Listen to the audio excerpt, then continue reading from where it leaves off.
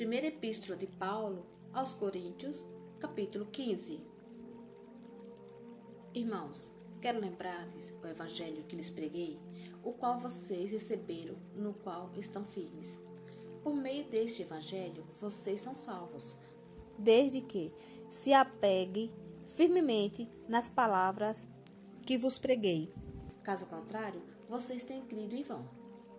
Pois o que primeiramente lhes transmiti foi o que recebi, que Cristo morreu pelos nossos pecados, segundo as Escrituras, foi sepultado e ressuscitou no terceiro dia, segundo as Escrituras, e apareceu a Pedro e depois aos 12. Depois disso apareceu a mais de 500 irmãos de uma só vez, a maioria dos quais ainda vive, embora alguns já tenham adormecido. Depois apareceu a Tiago, e então a todos os apóstolos. Depois destes apareceu também a mim, como a um que nasceu fora do tempo. Pois sou o menor dos apóstolos e nem sequer mereço ser chamado de apóstolo, porque persegui a igreja de Deus. Mas pela graça de Deus sou o que sou, e sua graça para comigo não foi inútil, antes trabalhei mais do que todos eles. Contudo, não eu, mas a graça de Deus comigo. Portanto, quer tenha sido eu, quer tenha sido eles, é isto que pregamos e é isto que vocês creram. Ora, se está sendo pregado que Cristo ressuscitou dentre os mortos, como algum de vocês estão dizendo que não existe ressurreição dos mortos? Se não há ressurreição dos mortos, nem Cristo ressuscitou. Se Cristo não ressuscitou, é inútil a nossa pregação, como também é inútil a fé que vocês têm. Mais que isso, seremos considerados falsas testemunhas de Deus. Pois contra ele testemunhamos que ressuscitou a Cristo dentre os mortos. Mas se de fato os mortos não ressuscitam, ele também não ressuscitou a Cristo. Pois, se os mortos não ressuscitam, nem mesmo Cristo ressuscitou. Isto, se Cristo não ressuscitou, inútil é a fé que vocês têm e ainda estão em seus pecados. Neste caso, também os que dormiram em Cristo estão perdidos. Se é somente para esta vida que temos esperança em Cristo, somos, de todos os homens, os mais dignos de compaixão. Mas, de fato, Cristo ressuscitou dentre os mortos, sendo ele as primícias de dentre aqueles que dormiram. Visto que a morte veio por meio de um só homem, também a ressurreição dos mortos veio por meio de um só homem. Pois da mesma forma que em Adão todos morrem, em Cristo todos serão vivificados, mas cada um por sua vez. Cristo o primeiro, depois, quando ele vier, os que lhe pertencem. Então virá o fim, quando ele entregar o reino a Deus, o Pai, depois de ter destruído todo domínio, autoridade e poder.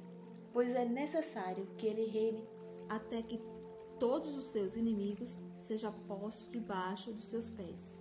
O último inimigo a ser destruído é a morte, porque ele tudo sujeitou debaixo dos seus pés.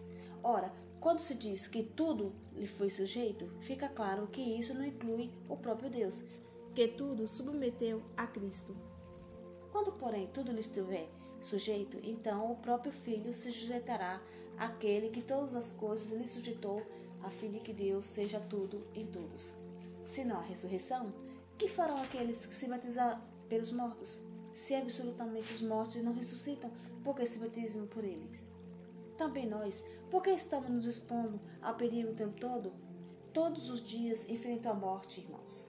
Isso digo pelo orgulho que tenho de vocês em Cristo Jesus, nosso Senhor. Se foi por meras razões humanas que lutei com feras em Éfeso, que ganhei com isso? Se os mortos não ressuscitam, comamos e bebamos, porque amanhã morreremos. Não se deixe enganar. As más companhias corrompem os bons costumes.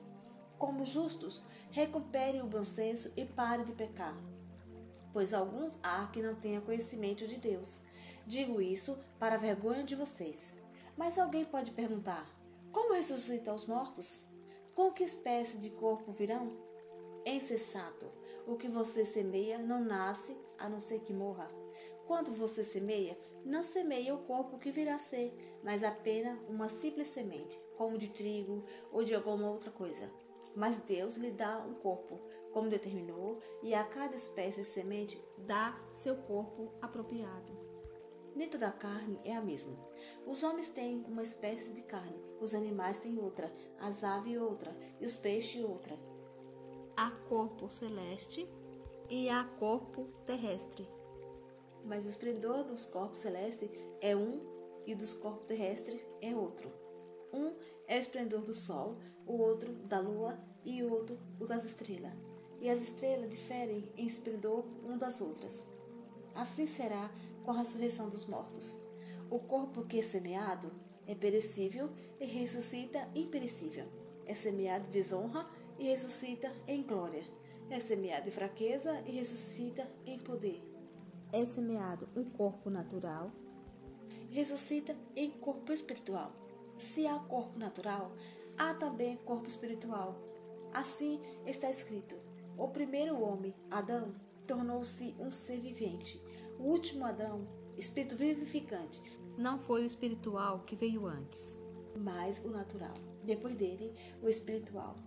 O primeiro homem era do pó da terra, o segundo homem é dos céus.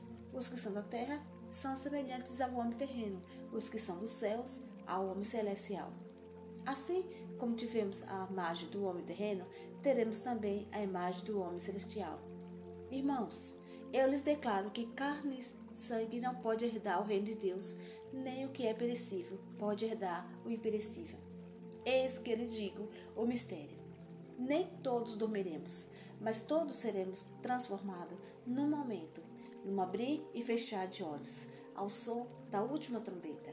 Pois a trombeta soará, os mortos ressuscitarão incorruptíveis e nós seremos transformados.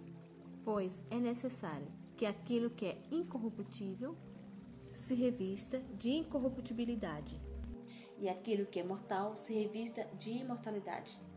Quando, porém, o que é corruptível se revestir de incorruptibilidade e o que é imortal de imortalidade, então se cumprirá a palavra que está escrita: a morte foi destruída pela vitória.